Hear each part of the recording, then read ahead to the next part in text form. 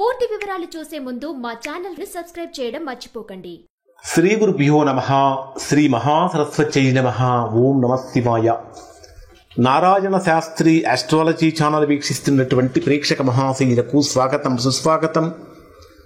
ఈరోజు మనము 2025 సంవత్సరం జూలై నెల 16వ తేదీ నుంచి 31వ తేదీ వరకు మిథున రాశిలో జన్మించినటువంటి వారి యొక్క రాశి ఫలితాలు ఏ విధంగా ఉన్నాయి, ఎటువంటి ఫలితాలు పొందుతారు, ఎటువంటి పరిహారాలు చేసుకోవాలి అనేటటువంటి విషయం తెలుసుకుందాం.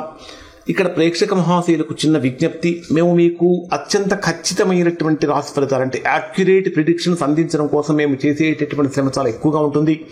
ఈ ఫలితాలు చూసినటువంటి మీరు ఇవి మీకు ఎంతవరకు వర్తిస్తున్నాయి, ఎంతవరకు ఉపయోగపడుతున్నాయి అనేటటువంటి విషయాన్ని ఒక కామెంట్ రూపంలో తెలియచేయండి.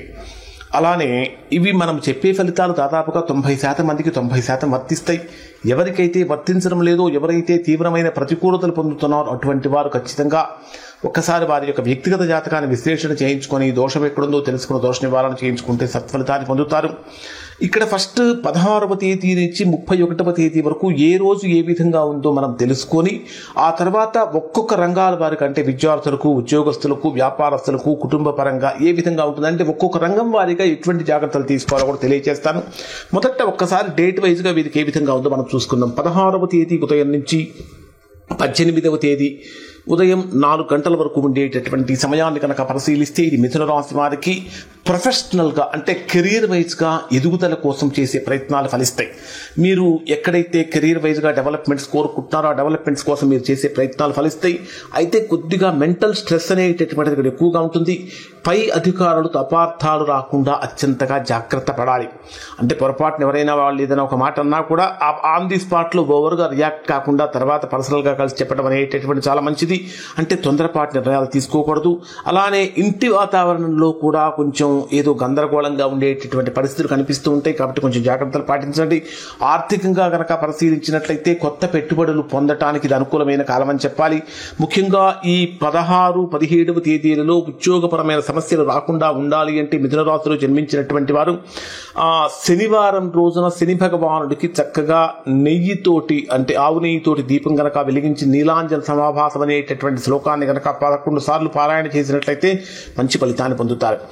జూలై 18వ తేదీ ఉదయం 4 గంటల నుంచి 20వ తేదీ ఉదయం 6 గంటల 11 నిమిషాల వరకు ఉండేటటువంటి సమయంలో ఇది మీకు ఆశలు నెరవేరే సమయం అని చెప్పాలి. అంటే మొత్తం ఇప్పటిదాకా మీరు ఏదైతే బలంగా కోరుకుంటారో ఆశలు నెరవేరే సమయం. స్నేహితుల యొక్క సపోర్ట్ బ్రహ్మాండంగా ఉంటుంది. లాభాలు కూడా వస్తూ ఉంటాయి. కొత్త కొత్త అవకాశాలు కూడా మిమ్మల్ని వెతుక్కుంటూ వస్తాయని చెప్పాలి. అంటే విద్యార్థులు కూడా మంచి ఫలితాలు పొందుతారు. ముఖ్యంగా చెప్పాలంటే గురువారం రోజున ఏదైనా సాయిబాబా దేవాలయంలో కానీ దత్తాత్రేయ స్వామి దేవాలయంలో కానీ పసుపు రంగు పూలను కనుక అక్కడ ఉండేటువంటి దేవాలయానికి సమర్పించినట్లయితే మంచి ఫలితాన్ని పొందుతారు. జూలై 20వ తేదీ ఉదయం 6 గంటల 11 నిమిషాల నుంచి 22వ తేదీ ఉదయం 8 గంటల 15 నిమిషాల వరకు ఉండేటటువంటి సమయంలో ఖర్చులు విపరీతంగా పెరిగిపోతూ ఉంటాయి. ఊహించినటువంటి విధంగా ప్రయాణాలు కలుగుతూ ఉంటాయి. ఏదో అంటే మీరు ఎంతమందిలో ఉన్నా సరే నేను ఒంటరిగా ఉన్నానా అనేటటువంటి భావన కూడా మీకు కలుగుతూ ఉంటుంది. అలానే కంటికి సంబంధించిన సమస్యలు, మానసిక సమస్యలు కొంచెం ఎక్కువగా వచ్చే అవకాశాలు ఉంటాయి. ఈ రోజుల్లో మీరు చేయాల్సిన పరిహారం ఏమిటంటే శుక్రవారం రోజున శుక్రుడికి తెల్లటి వస్త్రాలు సమర్పించండి. లేదా మీకు దగ్గరలో ఉండేటటువంటి ఏదైనా అమ్మవారి దేవాలయానికి తెలుపు రంగు పూలను ఇవ్వండి. తద్వారా మంచి ఫలితాన్ని పొందుతారు.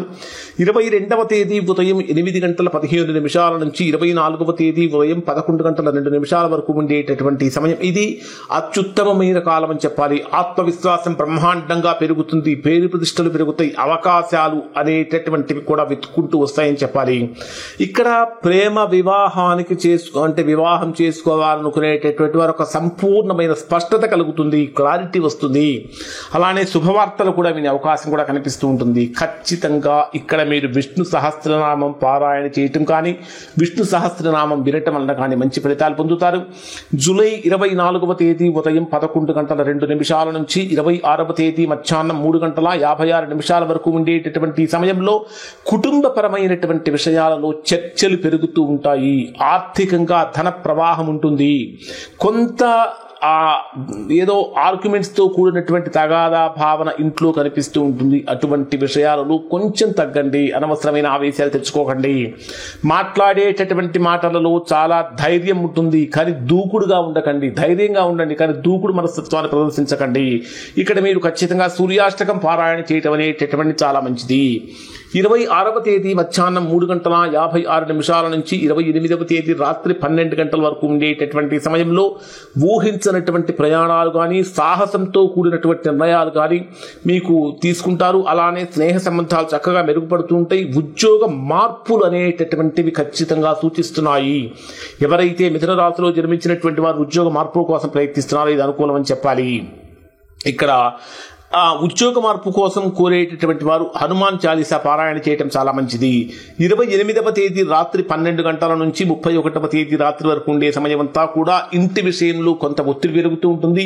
అలానే తల్లిదండ్రుల విషయంలో కానీ, ఇంట్లో ఉన్నటువంటి పెద్దవాళ్ల విషయంలో కానీ, లేదా కొన్ని గృహ సంబంధాలకు సంబంధించిన విషయంలో కానీ కొంచెం చికాకులు కలుగుతూ ఉంటాయి. ఆస్తి కొనుగోలు చేసేటప్పుడు అత్యంత జాగ్రత్తగా ఉండాలి. విద్యార్థులు కనుక తీసుకుంటే ఎంత శ్రమిస్తే అంత ఫలితాన్ని పొందుతారు. ఇక్కడ మరి అసలు ఈ మిథున రాశి వారికి ఉద్యోగం ఏ విధంగా ఉంటుంది, వ్యాపారం ఏ విధంగా ఉంటుంది, విద్య ఏ విధంగా ఉంటుందంటే, మీ జన్మరాశికి దశమ స్థానంలో శని వక్రంలో సంచరిస్తున్నటువంటి కారణం చేత పని ఒత్తిడి పెరుగుతుంది. అయినప్పటికీ అధికారులతో అత్యంత శాంతిగా వ్యవహరించాలి. తృతీయ స్థానంలో మీకు కుజకేతు గ్రహాల యొక్క కలయిక కూడా ఉన్నటువంటి కారణం చేత తృతీయ స్థానంలో కుజకేతు గ్రహాల యొక్క కారణం చేత మీరు చేసేటటువంటి ప్రయత్నాలు చక్కగా మంచి ఫలితాన్ని ఇస్తాయి. కానీ ప్రయత్నం మంచి ఫలితం ఇస్తుంది, కానీ ప్రయత్నం మొదలు పెట్టడానికి రకరకాల ఆటంకాలు కలుగుతూ ఉంటాయి.